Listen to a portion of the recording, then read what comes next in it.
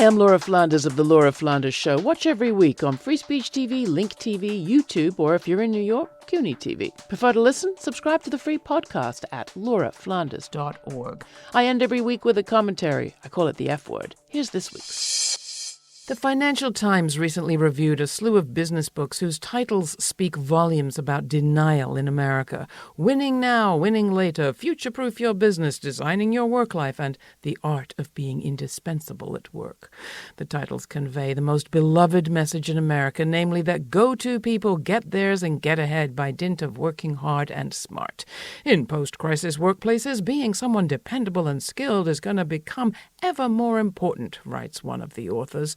What's ever more important is that we consign that sort of message to the trash heap it's bunk.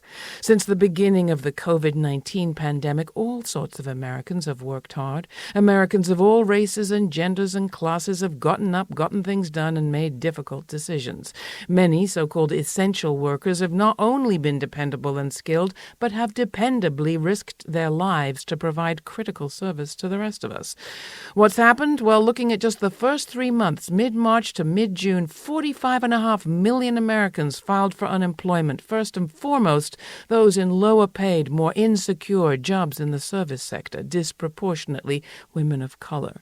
More than 3 million small businesses closed, twice as many black-owned as white. 1 in 3 is probably not coming back. According to the National Bureau of Economic Research in Cambridge, Black America lost 41% of its entrepreneurs. Latinx business owners declined by 32%. Female-owned businesses declined by 1/4, while 5 male white billionaires saw their wealth grow by just a bit more than that, 26%, a wealth gain that totals $101.7 billion.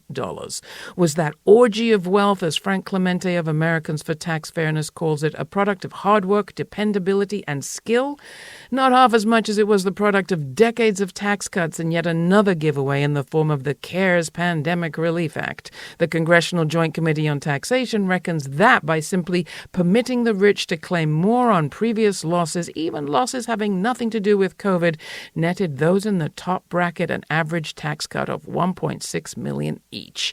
There are things we can do to turn this around, but by we, I mean government at every level.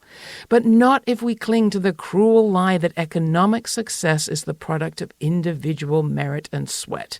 There is one fatality from COVID-19 that I won't grieve, and it's that.